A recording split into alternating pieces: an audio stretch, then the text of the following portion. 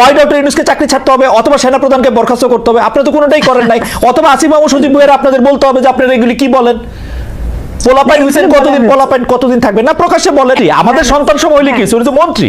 খালেদ, আপনি কথা না শুনে আপনি রেগে যাচ্ছেন। এটা বলেননি, আপনি কেমনে জানেন? আমাদের আমি তো বলতে দেখি না তো। কিন্তু আপনার একজন ক্যাবিনেট মেম্বার টিভিতে সাক্ষাৎকার দিতে, আসিফ মাহমুদ সজীব ভুঁইয়া টিভিতে সাক্ষাৎকার দিতে গিয়ে বলতেছেন সেনাপ্রধান ডক্টর ইউনূসকে চান নাই, ডক্টর ইউনূসকে চান নাই, তিনি বুকে পাথর রাইখা এটা স্বীকার করে গেছেন। গুজব ছড়াই থেকে আরেকজন লাগে আপা। এখন এইটার ওয়ে হয় ডক্টর ইউনূসকে চাকরি ছাড়তে হবে অথবা সেনাপ্রধানকে বরখাস্ত করতে হবে। আপনারা তো কোনোটাই করেন নাই। অথবা আসিফ মাহমুদ সজীব ভুঁইয়ার আপনাদের বলতে হবে যে আপনারা এগুলি কি বলেন। পোলাপাইন হইছেন কতদিন, পোলাপাইন কতদিন থাকবে না প্রকাশ্যে বলেন।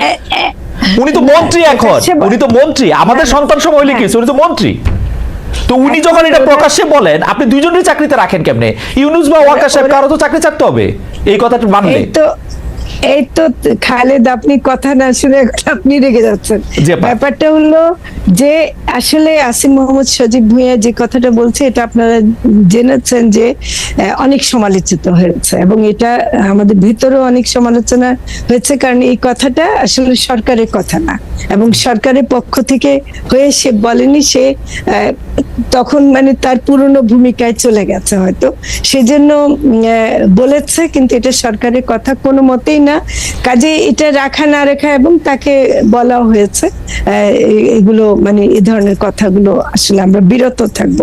কিন্তু আসলে যেটা হলো যে সেনা প্রধানের সাথে, বা আমি মনে করি যে আমাদের সরকার এখন সুস্থভাবে কাজ করার জন্য আমাদের কিন্তু দেশের সেনাবাহিনী একটা প্রতিষ্ঠান, তার সাথে আমাদের সম্পর্কটা সরকার মানে সম্পর্কটা ভালো রাখা, দূরত্ব কোনো মতেই না রাখা, এটা কিন্তু একটা জরুরি। আমাদের সামনে যে সময়টা আসতেছে, আমরা কিন্তু এখানে আমরা কোনো রকম গুজবের কারণে আমরা যেন বিভ্রান্ত না হই, এটা আমি সবাইকে অনুরোধ করব। যে তারেক রহমানের কথা আপনারা দেখলেন যে যেভাবে বলছে, সবাই জনগণের মধ্যে কিছু কিছু মনে করে, কিন্তু আসলে কিন্তু এটা আমি মনে করি যে